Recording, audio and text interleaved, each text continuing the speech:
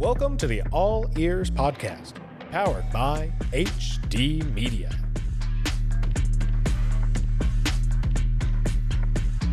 Hi, all. Welcome into a new edition of the All Eers podcast. I'm your host, Taylor Kennedy. Thank you all for joining us. However you may be listening to us, you can find us on Apple Podcast, Spotify, and on YouTube. You can follow me on Twitter at Taylor_Kennedy7. And you can follow us on our main Gazette Mail Twitter page at Gaz Mail Sports. That's G-A-Z Mail Sports. On Facebook at HD Media Sports, and on YouTube at HD Media Game Day. Busy show, a little bit of a longer show today as we have done this week. In our last episode, we spoke with former, WVU guard Honor Huff, talking about his career. So if you haven't already, stop this episode, go back and listen to our previous episode with Honor Huff. He gave a lot of great insight into his career in Morgantown, his time with Coach Hodge, and the bond that he had with the guys on this year's basketball team. So be sure to go check that out. Again, special thanks to Honor Huff for his time and his insight.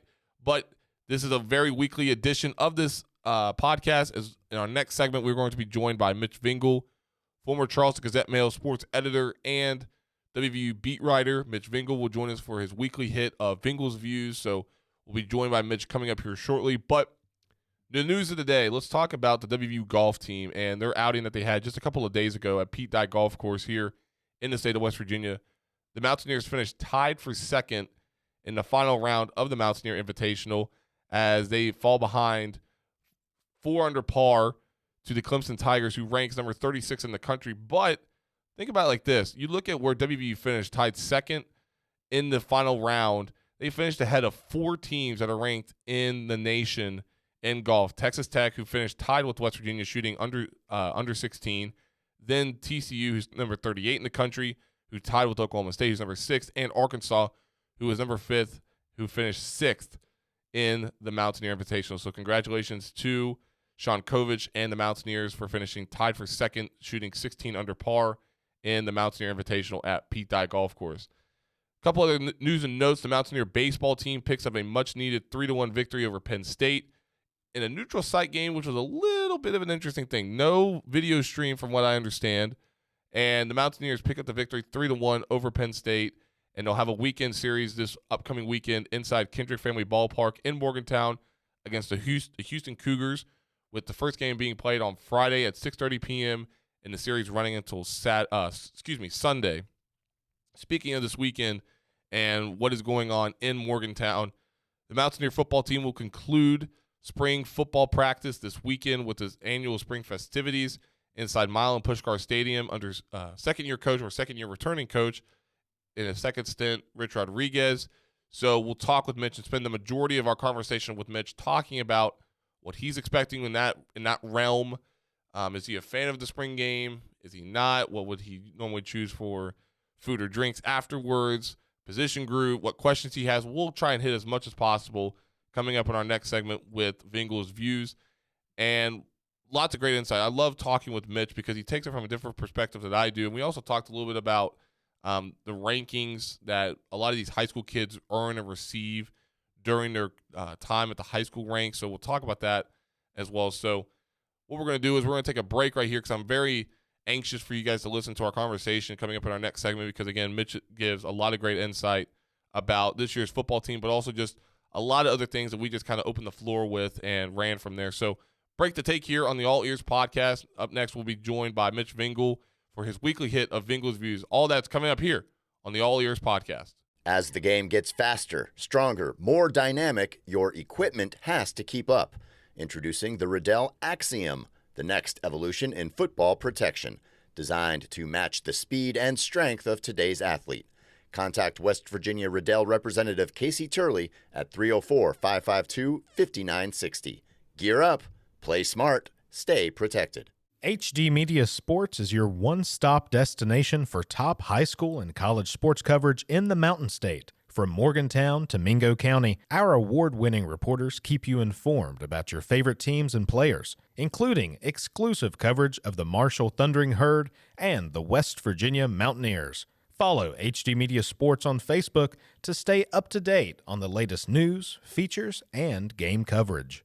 Rolling along here on the latest edition of the All Eers podcast, a WVU-based podcast, and It's that time of the week, folks. It is that time of the week. I know the long anticipation from last week to now is over. It is the newest edition of Vingle's Views, and what we're going to be doing in this segment is talking a lot about this weekend's spring football festivities up in Morgantown at Milan Pushkar Stadium, and what better to get a better lay of the land than Mitch Vingle, former Charleston Gazette-Mail sports editor and West Virginia beat writer. Mitch, welcome to the program. Well, thanks for having me again. I always enjoy this and look forward to our talk. So let's get to it, man. I got to ask real quick. I know we're doing this in the morning as we're recording. You big breakfast guy? I always got to ask because I had a sausage, egg, and cheese muffin from Chick-fil-A today with a berry parfait. I'm going to tell you what, I feel energized. Very rarely do I feel energized early in the morning, especially late mornings. But, my man, I feel great right now. It's always good. I'm more of a bowl of cereal with some fruit in it guy. I like it. I've graduated over the years. I used to have a breakfast sandwich and all that stuff all the time, but now that I'm older and I need to lose weight, I'm doing the low-fat milk, bowl of cereal, and some fruit in it, and then I later go to the swimming pool, and that really wakes me up. That's the wake-up for me. I like it. Look, wait, hold on now. Hold on. You said cereal. I'm a big cereal guy. I like to consider myself as a cereal connoisseur. What's your go-to cereal? What's your favorite cereal? Well, you're going to laugh at this, but sometimes when I'm feeling I need to scale back on the food, I do the Cheerios. But lately, I've been doing the Cinnamon Toast Crunch blasted with real cinnamon. Oh, that's a veteran move. That is a veteran move. I love that. I'm going to have to come to your house for breakfast now. I'm going to have to come to your house. And then my wife, she puts in some bananas. Ooh, good touch. I like it. I need to come to the Vingle household. You got another bowl up there I can use? We have plenty. You come up anytime you want. Good deal. Now, don't expect dinner because we eat out every single night. There's no cooking here. That's no big deal. But we have plenty of cereal. Good. I lived off cereal. I was like Jerry Seinfeld there for a while, just living off cereal. So, speaking of bowls, a team that did not make a bowl game last year, West Virginia, 4-8 last year. Nice transition. I try every once in a while, but no. WVU finishes 4-8 last season. Spring football practice will end this week. And Mitch, I don't know how much you've read or looked into what's been going on. I know WVU football posted a video earlier this week about Rich Rodriguez mic'd up during football practice, which I got to admit, any kind of content I can get like that of Rich, I'll take. I will 100% take that. I just think he's a funny character, got a lot of good one-liners. But leading into this weekend, again, from what you've seen, from what you've listened and read, what questions do you have about this WVU football team leading into the end of spring festivities that then transitions into summer workouts? I mean, Taylor, I could just go on and on. I mean, what questions don't we have, right? Like you said, 4-8 last year. I mean, they beat Houston and Pitt, but got thumped a lot. Went to the Central Florida game with my buddies, and we left by right after halftime. Mm-hmm. I mean, it was that bad, and we saw the end of the year. So, I mean, what questions don't we have? I mean, if you're kind of a hardball Mountaineer fan in this day and age, you're expecting a turnaround immediately, right? Because it seems like every roster is being turned over every year. But I think for me, especially in the spring game, you just want to see some pop. You want to see some juice. I think if you're realistic, you're looking for that progress, with that codicil. And I know Rich Rod brought it up the other day that you want to hit on kids and then you want to keep them. I mean, that's the hard part these days, it seems like. And so, I mean, there's a million. I mean, you could go almost to any position, I think, quarterback. Scotty Fox is going to be Hawkins. The Hughley kid, does he go with a speedy kid, a freshman? Go back to that recipe that You just bring speed to the table like Rich Rod did in the past. You just look around. The receiver's going to be all right. Besides Bray, running back should be good. Correct? You could probably answer that more than me. Yeah, I mean, you got Cam Cook, and that's pretty much solidified as it is already. I mean, he's a guy that was one of the top rushers in the country last season, both in yards and in touchdowns. So I think his position, and now you're just looking at that position more so at the depth, more so than is he going to be the starter, who's going to start for us. I think Cam Cook's your starter regardless. What about the receivers? What have you seen? Besides Brad, the Prince. I never couldn't pronounce his name. Strahan. Yeah, Strahan. I think it's from USC. I think it's Lincoln Riley. Yep, I think that's Strachan. Yeah, Strachan. I think that's how you pronounce it. I apologize if I'm butchering it, but I think listening to the coaches talk about that room in particular, you obviously get Jaden Bray back, who is the alpha dog in that room, despite only playing 7 career games in 2 seasons at WVU. Last season, 7 catches, 95 yards, no touchdowns. Went out with a season-ending injury in his lower leg, the same lower leg, or a similar injury, I should say, to what he suffered in 2024 at WVU. So he's a guy. Listen, I know a lot of times when kids get injured, you're always rooting for their comeback. He's the guy I think people are going to rally behind just because we don't truly know what he's going to be able to give because of such limited time that he's had in Morgantown.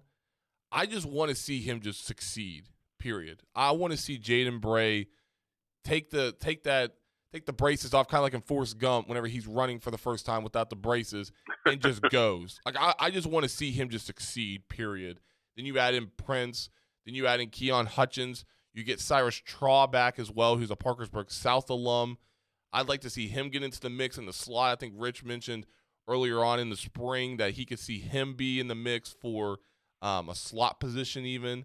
But overall, the length and the size of these guys, I was looking at the roster either yesterday or the day before. They got really good size. They got a couple of guys. I think it's 3 guys that stand at least 6'3". So that's encouraging. They also brought in some really good athletes at the receiver position, including Nitro's Malachi Thompson as well. And I believe I want to make sure I'm correct.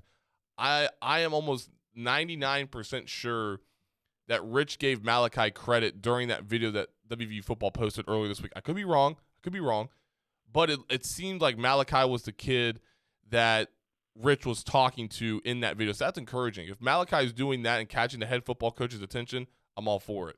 But now it's just a matter of a lot of these guys came up from community college, or JUCO as some people will say. So you had a couple guys come up from Hutchinson Community College, including Keon Hutchins.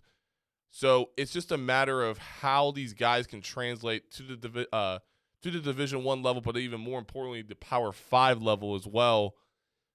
I'm with you. I want to see the wide receiver room succeed because you didn't really see a whole lot of that last year outside of Cam Vaughn. But I'm with you. I'm more of a show me, see it, and then I'll believe it kind of guy. If that makes sense. Right.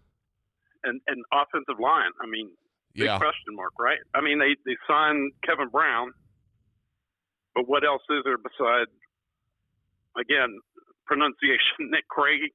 Yeah, Nick Craig. Left tackle. Yep. Okay. I mean, I heard Rich say that they were a tad bigger, but not much more than last year, right? Yeah. So he said that they're moving a lot of people around, which most of the time since I've covered WVU, they've always tried to put kids in different positions, from left tackle to right tackle to left guard to right guard, try to make them, be able to plug them in wherever. Mm-hmm. But I know he says that they have a depth chart of 10, 11 kids there. So yeah, I think that's a big question mark, right? No, 100%. I think you hit the nail on the head, especially with Nick Cray. I think he's going to be a guy that they'll lean on a lot. But I'm really interested to see where they put Moses at. Or not Moses, I'm sorry. Kevin Brown at.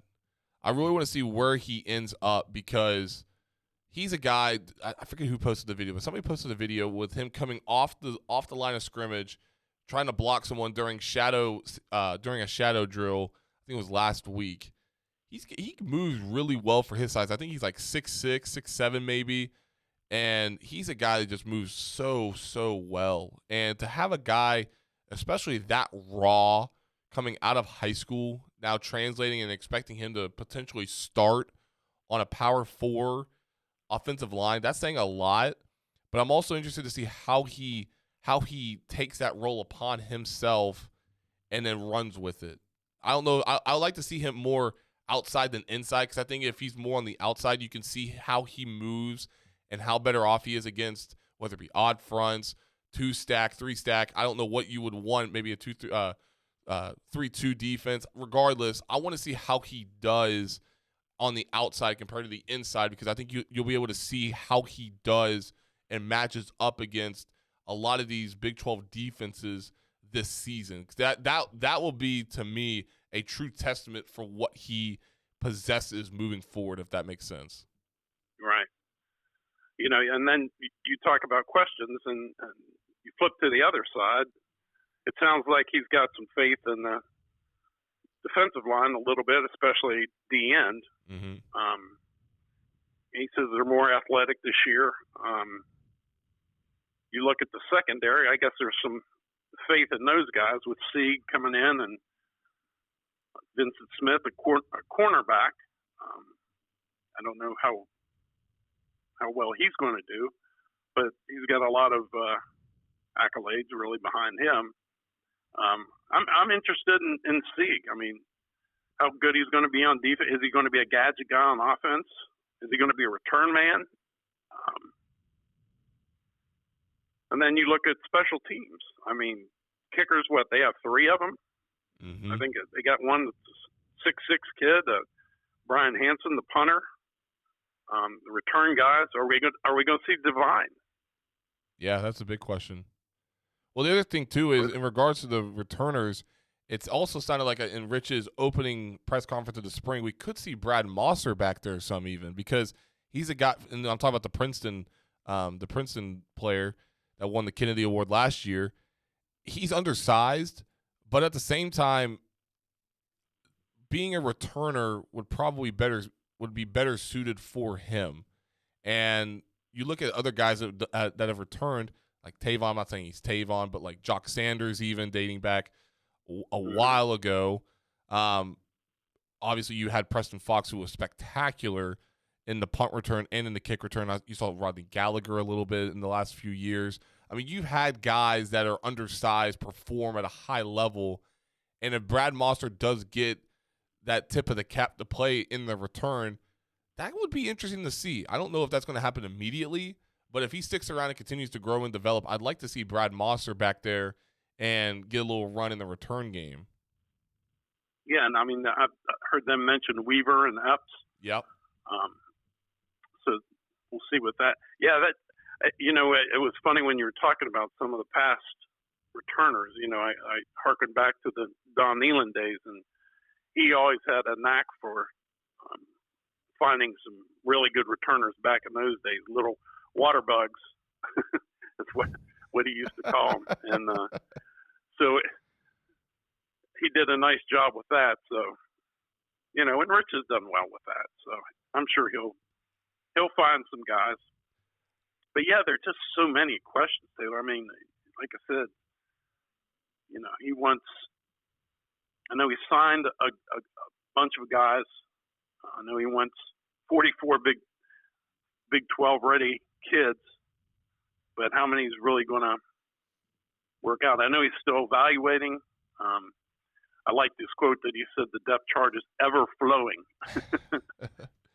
Good Foo Fighters reference. Yes, exactly. So Everlong is what I'm referring to, but yeah.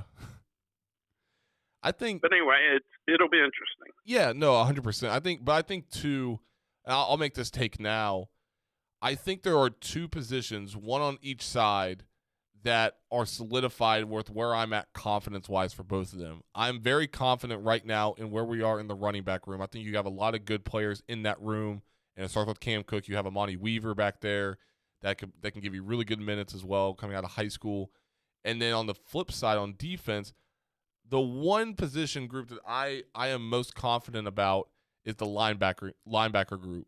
And it starts with Ben Cutter and Ashton Woods, two guys that saw a lot of run last season. And Ben Cutter is going to be the guy that's going to orchestrate and be that guy in that room. He had about 38 total tackles, 3.5 tackles for loss, 16 solo tackles. I mean, that's a guy that's going to be pivotal in that group success. And they added some really good players in that room. And probably the best get for the defense, in my honest opinion, is Malachi Hood, the transfer from Illinois. And last season, he started 8 games and 13 appeared games. Finished 5th on the team in tackles with 44. He had 28 solo tackles and 1 sack and 2.5 tackles for loss. I'm interested to see how Malachi Hood can blend in with Cutter and Woods, and then I think you'll see more of Cutter. So I'd like to see if it's going to be Cutter and Hood, and then if they can throw in Woods or someone else, do they go an odd stack in the linebacking group, or they just keep it at 2? And I think you're mainly going to see Ben Cutter back there in the linebacking area. But I think Malachi Hood can give you some really, really valuable time, especially what he did last season with the Illini. So I think running back group and I think linebackers are going to be the 2 areas where we will see the most success early on during the offseason leading into week 1 or their season opener against Coastal Carolina. What do you think? What is there a position group that you feel confident with? Not really, to be honest with you. I mean, it's like the show me. I'm one of those show me guys. You know, I mean, defensively, what they allow 31 points a game last year. Yeah. So I hope you're right with the linebackers. I hope Sieg is a real stud, and like I said, the cornerback Vincent Smith. I guess D-line is one that I guess it sounds like you can have a lot of confidence in. Rich Rod doesn't seem to tip his hand too much, but it sounds like he's, I think he has more athletic DNs this year. So perhaps that's a spot. Let me take you back to the running back room that you were talking about. What about Chris Talley, the Latimer kid, the Sir Paul Cheeks? What are you hearing about those guys? I mean, Sir Paul Cheeks is a guy that I think he will definitely get some run early on, just with what he did at the high school level, now moving up. I'd like to see him get some run. I think a lot of times, and you could probably agree with this a little bit more than I will be able to give with this take, but rankings don't mean squat to me. In all honesty, they don't mean anything. Like I get so sick and tired of people getting so hyper fixated on rankings and what you did and how you did it at the high school level.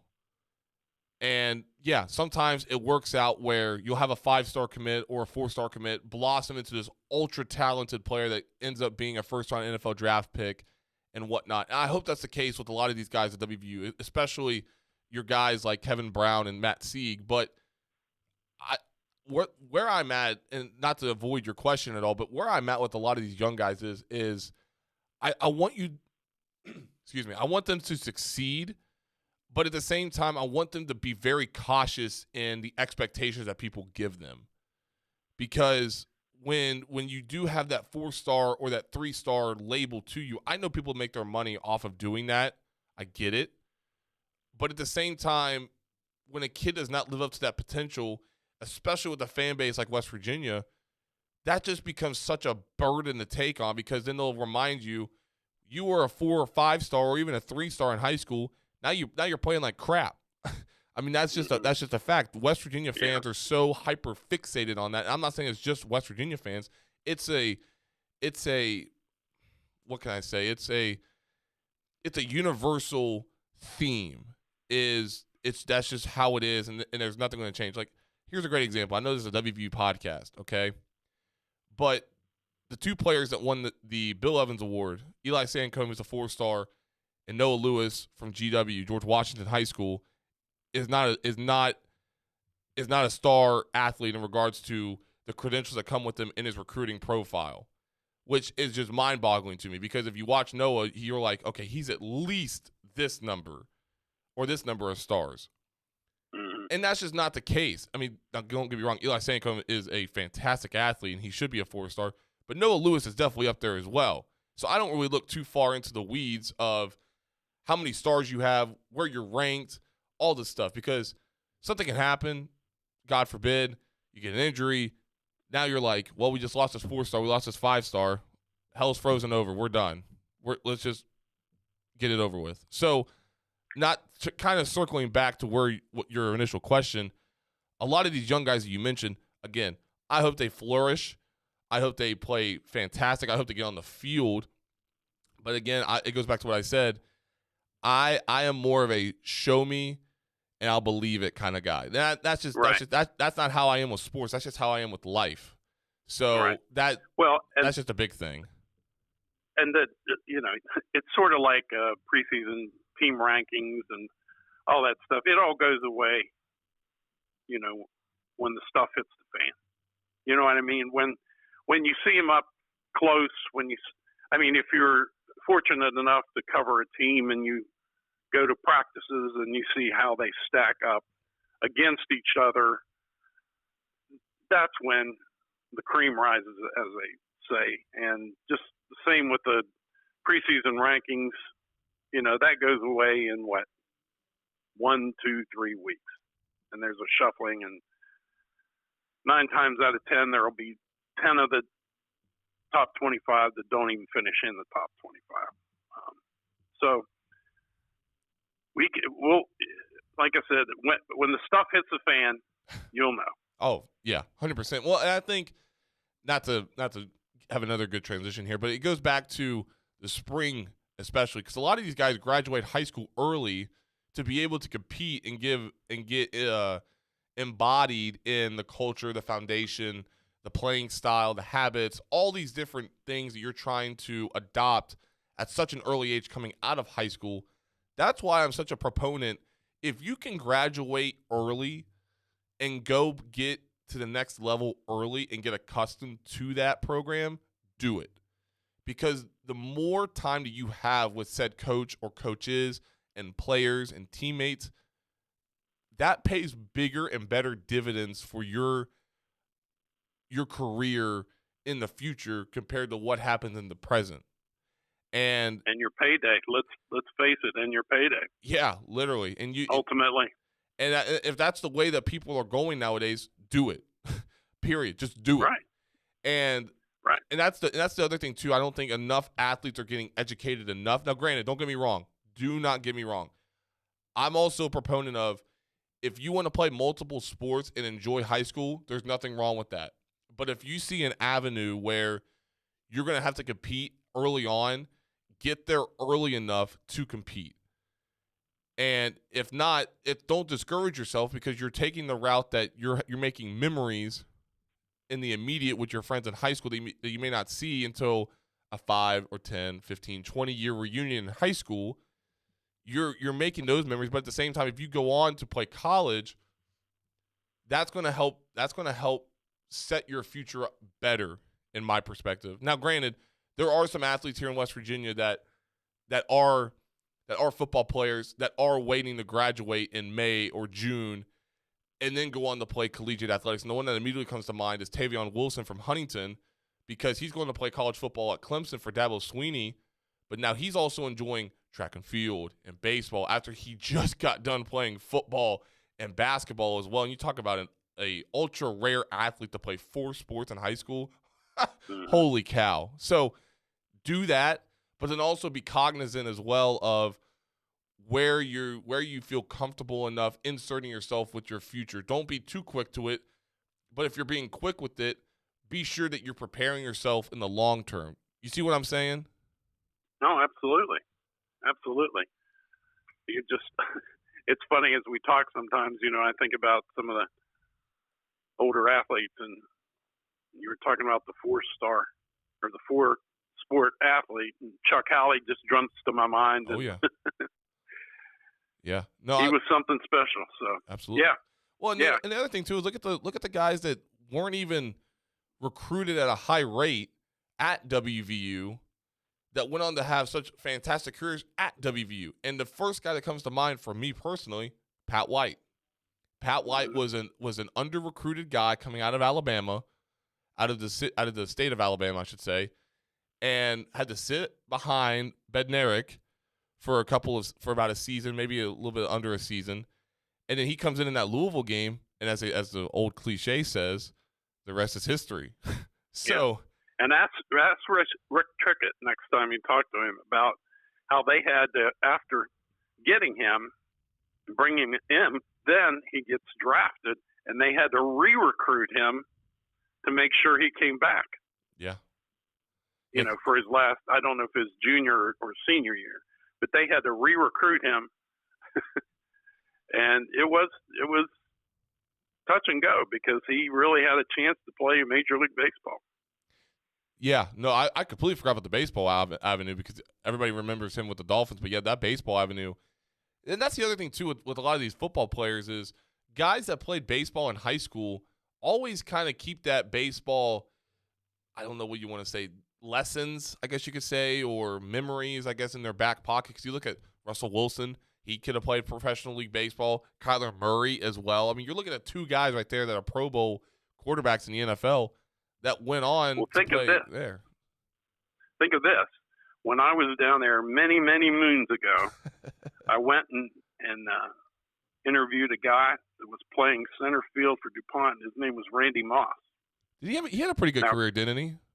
Now consider, not only was he player of the year in basketball and football, but he played center field. Can you imagine how much of the field that man could cover in high school?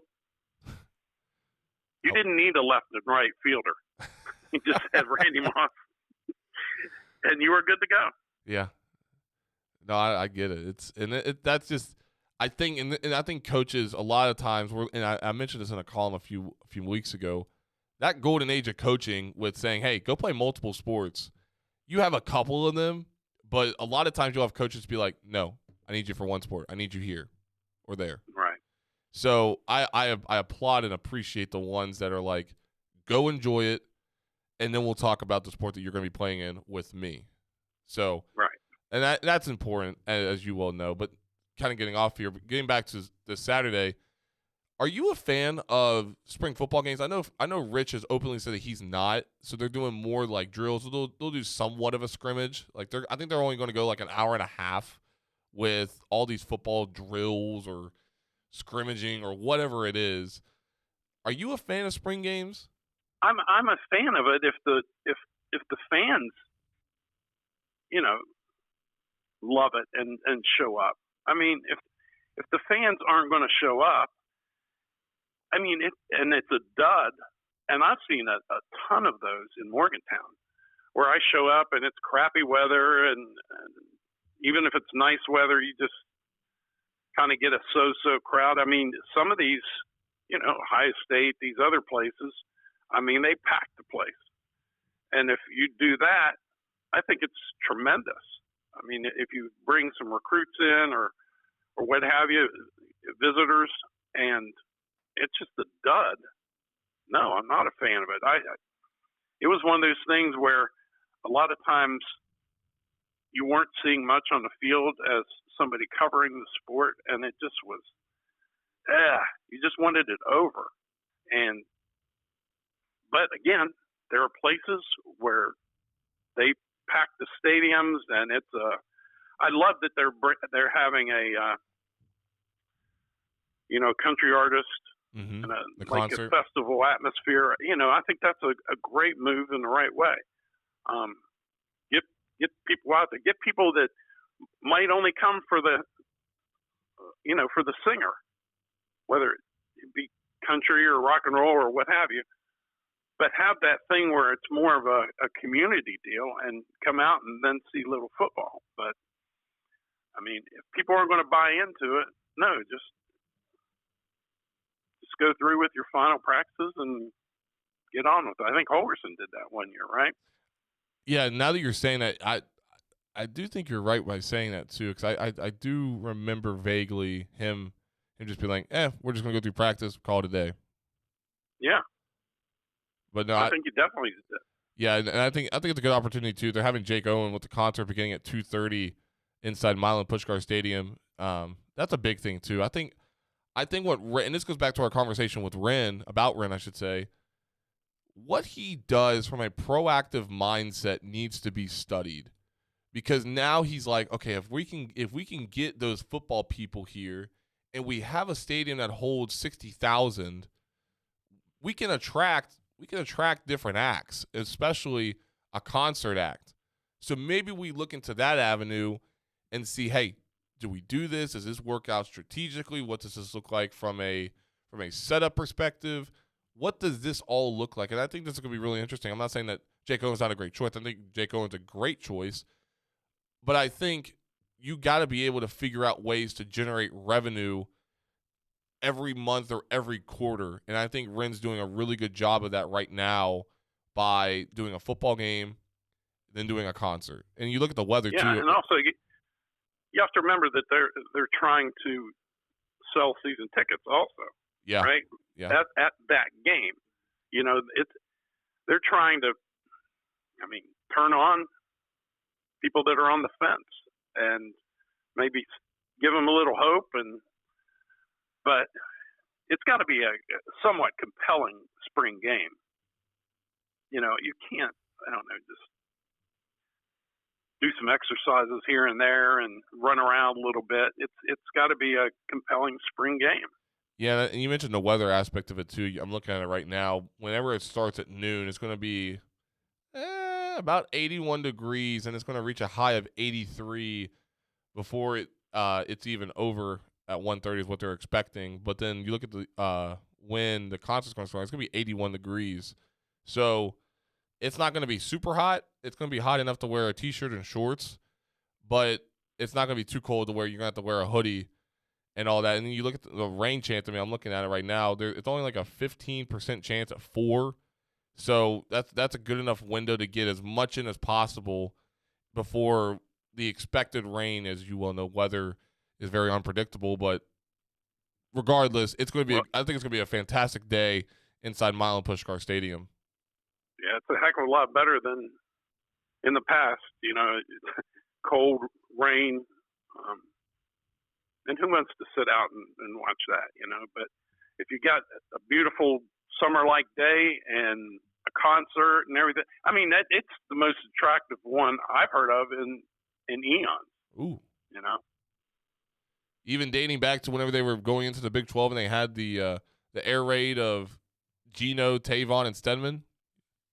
Well, I wouldn't go that far, but let's say the most attractive trappings to a spring game in eons. How about that? I respect that.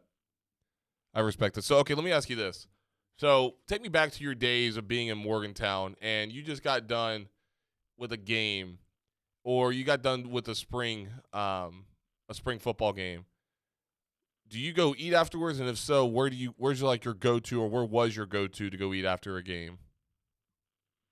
Eat. No, there were drinks. There were drinks involved, and Fair point. We would go like to Crockett's or somewhere like that, and exhale, deep breath. Now can I look forward to a little vacation? Because it was. Back then, we were going to every practice. There were times. Back in the day, we would go to every single practice and stay throughout the whole practice. It wasn't like the paranoid days of today, and obviously there wasn't the cell phones and people taking pictures and videos and all that. It was just us, and we would watch and look for who's first team, who's second team, who's third team. We would chart all that. We would never, betray anything like what formations they were using or or working on anything like that. Sure. But I mean, we were there every single practice, man. So at the end of that, you were like, thank goodness that's over. You know what I mean? It's not that we didn't love our job. It was just that we needed a break, and I think just like the team or the players and everything. So yeah, it was usually something like the Crockett's. It's a good Crockett's reference. Been there one time, and I will admit, good vibes, good food, good drinks. I would definitely go back. Now, I will say this. Now, I'll go to a fishbowl. I love the fishbowl. You give me one of those big fishbowl glasses, I'm in. There you go, buddy. Cowboy Ranch, a little bit of Cowboy Ranch wings with a side of fries. I may not make it to like 4 that day. I'll be so full. I'll be taking a nap. There you go. That's how you do it. Well, Mitch, we appreciate your time as always. Thank you. Good insight in regards to the upcoming weekend for WVU spring football festivities in Morgantown. So appreciate your time as always. And hey, the award-winning perspective is back, and it's always a good pleasure to talk with you, my friend. I enjoy it, and I look forward to your reporting on the Mountaineers as always. Well, sir, we appreciate that, and let's go. All right, buddy. See you soon. Talk Bye-bye. next week. Yep. There he is, Mitch Vingle, former Charleston Gazette-Mail sports editor and WVU beat writer here at the Charleston Gazette-Mail. Break the take here. We'll round it up, and we will conclude the show coming up after this break. This is the All Eers Podcast. HD Media Game Day is your streaming home for the best in live high school sports across West Virginia. Featuring football, basketball, soccer, and more, HD Media Game Day brings the action to you for free, exclusively on our YouTube channel and at hdmediagameday.com. When you can't make it to the game, HD Media Game Day has you covered. Oh, good gravy. The kind made from real premium sausage. The kind that's smothered over deliciousness. The kind you can only get at Tudor's Biscuit World. That's the gravy that's oh so good. It's the perfect topping to your biscuits or your taters, and even makes a delicious side. It's oh so good gravy. Tudor's Biscuit World. We're dripping with oh good gravy. Final few minutes here of the All Ears Podcast. Special thanks to Mitch Vingle for his insight and his analysis regarding WVU football and just a lot of other great insight in just the overall landscape of athletics, whether it be at the high school level or at the collegiate level. So be sure to check that out. Go follow Mitch on Twitter just by simply just looking up at Mitch Vingle, MITCHVINGLE, Mitch Vingle on Twitter. So a couple other news and notes before we say goodbye here. It's been a busy week for the men's basketball team. A lot of people have been getting excited about this men's basketball team during the offseason. I know there's still a long ways to go before their opening round game against Niagara inside the Hope Coliseum in Morgantown for the 26-27 season, but they added 2 new players this week. The first one came earlier in the week with Butler transfer Finley Bizjack, who comes from Butler, and he's a 6'4 junior.